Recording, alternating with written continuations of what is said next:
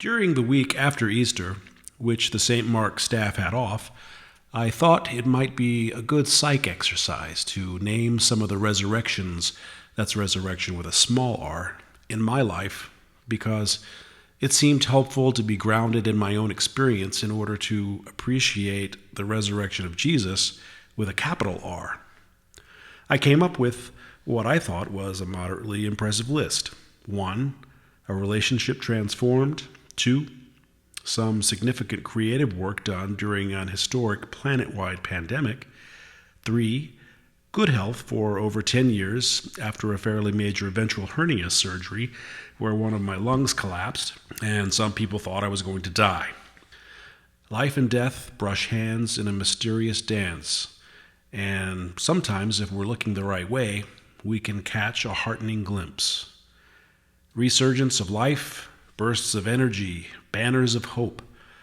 Aren't these hints of the capital R resurrection?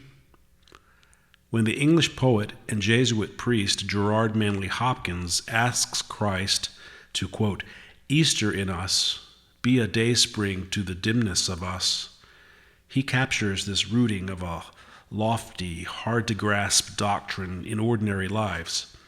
The good news of God remains a lighthouse, an unchanging, steady beacon, but the way we receive it is colored by our own experience. We may join half-heartedly in songs and celebration because we're worried about being behind in our mortgage due to some stupid virus that put us out of work for a year. It's altogether different to sing full-throated alleluias because the biopsy was benign.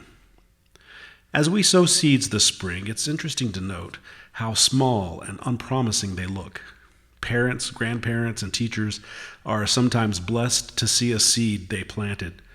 A friend recently described calling his 6th grade teacher after 35 years just to tell her how much she had meant in his life. And I thought of my own 6th grade teacher, who I would love to call if I could only remember her name, to let her know how much playing the Jesus Christ Superstar soundtrack in class one day in 1971 had literally altered the trajectory of my life. That should also be on my list of small R resurrections. One of those, as the Gospels call them, metanoia experiences. But some people never get to see the seeds they plant grow and blossom.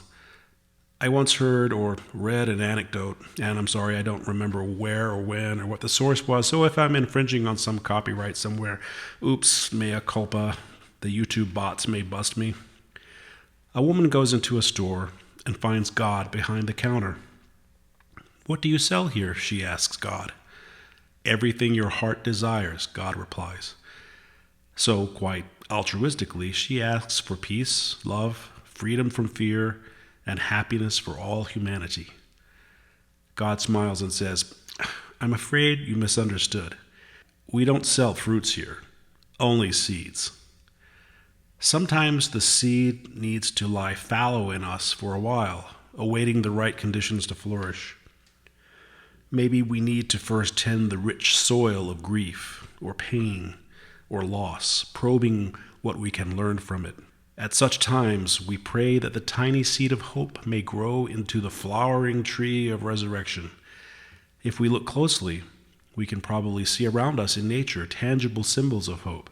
The fuzzy green appears on tree limbs. The blades of grass may only be 1/8 of an inch high, but soon they will carpet the Hollywood hillsides, provided there's any rain. A popular Easter hymn is Now the Green Blade Rises. It's in our hymnal. We don't sing it that often. The tune is a French Christmas carol, Noël Nouvelet. But how convenient is it to have a tune you can use at Christmas and Easter? That doesn't happen very often. Easter comes to us as fitfully as it did to the first disciples. We carry to the tombs of our lives the same mixture of doubt, fear, certainty, anxiety, and joy that the disciples brought to Jesus' tomb. He always seems to choose for witnesses the most unlikely prospects, ourselves included. Take Thomas, for instance, from the gospel story this past Sunday. If Thomas, stubbornly insistent on tangible proof, can believe, maybe there's hope for everyone. Doubt isn't evil. It's the gateway to hope. For us, as it was for Thomas, Jesus extends the same merciful invitation. Put your finger here and see my hands. Reach out your hand and put it in my side.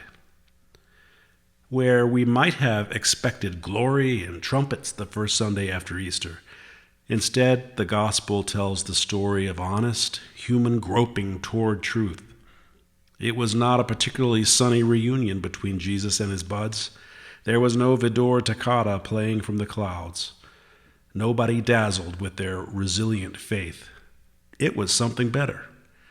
Jesus' mercy, meeting them where they and we are, extending his hand toward Thomas in genuine understanding and compassion. Jesus took his wounds with him into resurrection. Only by coming dangerously close to this wounded Lord will we too know transformation of our wounds and resurrection.